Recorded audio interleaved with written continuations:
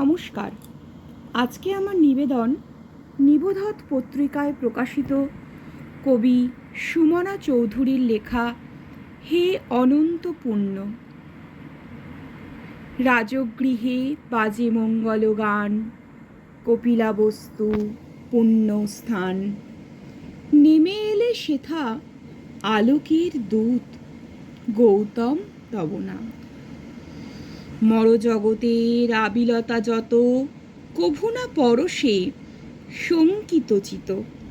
পিতা মাতা তোমা রাজসুখ মাঝে বেঁধে রাখে অবিরাম।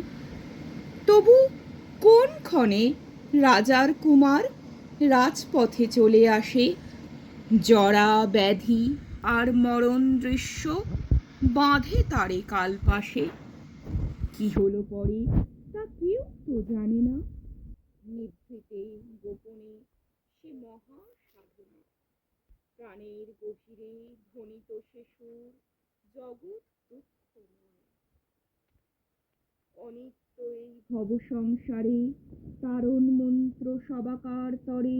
দুঃখ মুক্তি সাধন সাধ্য আপনারে করি জয়। সাধিলে আপনি সুকঠোর ব্রত, বোধি দ্রুমতলে ধ্যান নিরত। মধ্যপন্থা হৃদয়ে জাগিল মহাজ্ঞানী সম্বুদ্ধ। দিয়েছিলে তুমি ত্রিশরণ গাথা, বুদ্ধ ধর্ম শঙ্খ বারতা। অহিংসার প্রেমের শক্তি অমোঘ নিত্য শুদ্ধ। করুণা মূরতি হে তথাগত, আমরা তোমার শরণাগত।